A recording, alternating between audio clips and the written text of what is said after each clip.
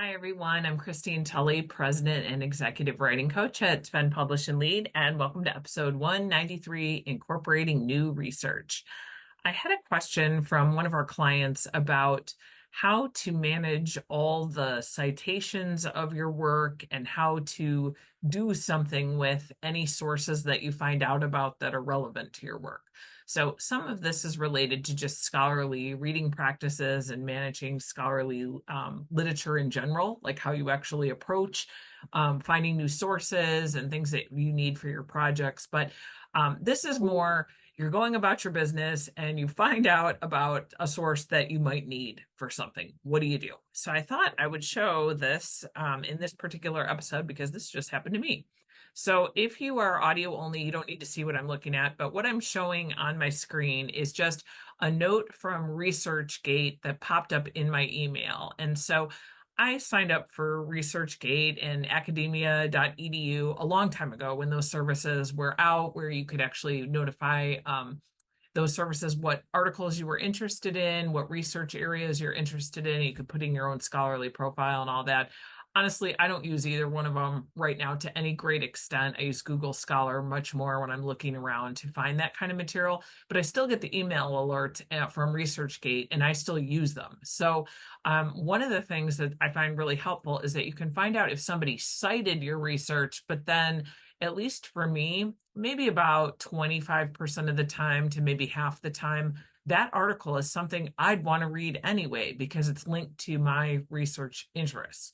So one of the articles that just got cited for my research, there's an article called The Black Box of Faculty Writing in the Academy. Of course, I do scholarship with faculty writing and productivity. So I have to make a decision here. And a lot of my episodes lately have been about that academic decision making to kind of avoid paralysis or saying, oh, I'll leave that in my email for later because I don't know about you, you'll never find it again, and neither will I.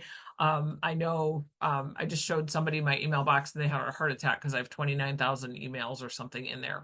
And a lot of it is things like ResearchGate that I just say, oh, I'll just leave it in there and I'll get to it. So I'm trying to be a little bit more intentional about that this academic year. And so this article came up on Thursday.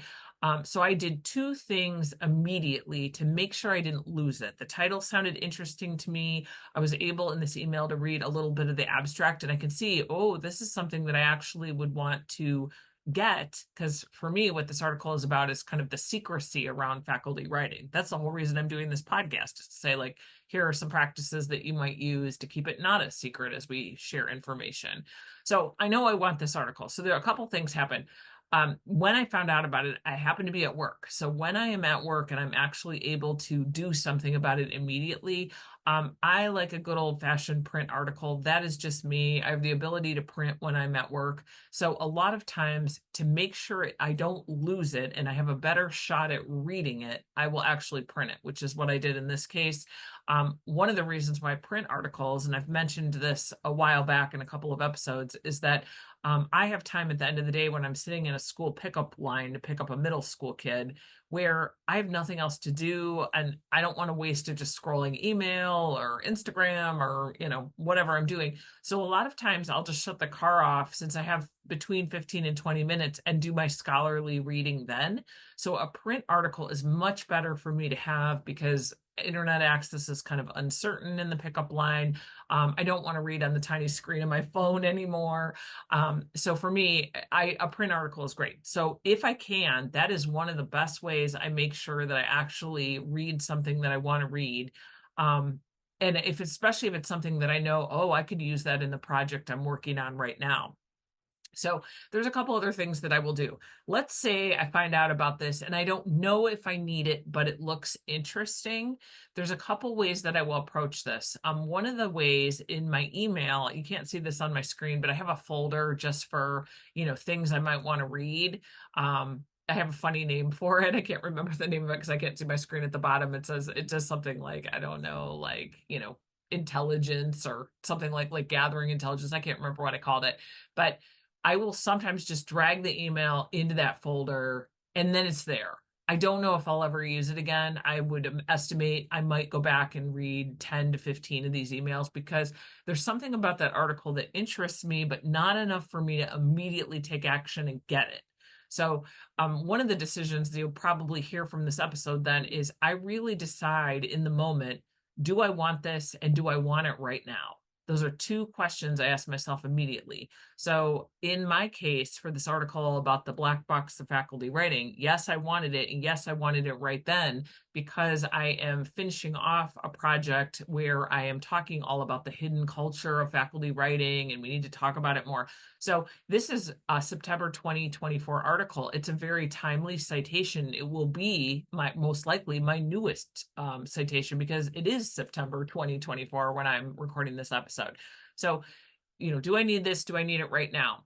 Another thing that you can do with some articles that, yes, you want it, and you need it, but it goes to something later.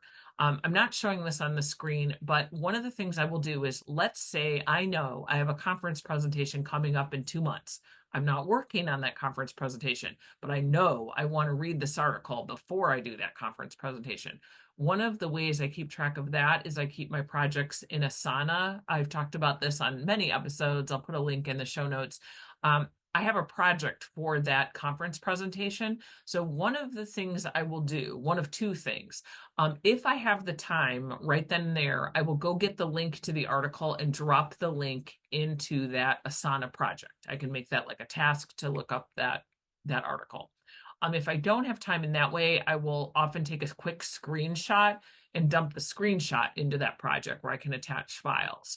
So either way, all I'm doing is saying, hey, email, you have this great citation. It's something that I want to use, but I don't need it right now. I'm not going to need it till November 15th. And I then moved it where it needs to go. Once I've moved it where it needs to go, I typically just delete it out of my email to try to get a little bit better management of how I'm managing. So part of this, though, when I'm talking about incorporating new research, this is really part one. So I probably should have a part two follow-up for this episode. But part one for me is just deciding, do I want it? Do I want it now? Maybe a third question with this is, what project does it go with? So what project does it go with means, what project do you want to try to work this information into?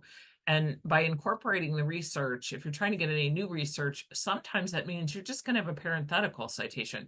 But other times you might discover, hey, a lot of my scholarly article or my book chapter is really hinging on this one source, but this new source that I just found is better. And maybe I want to use that as my hinge point or my point to build my article on. So either way, I definitely will do a follow-up episode on it, but I wanted to just point that out, that that's a way to kind of handle scholarly decision-making about reading right then and there. Also, I want to point out, this is very timely. Defend and Publish is offering a free webinar called Managing Scholarly Reading Practices for Time Efficiency. That is on Friday, October 4th.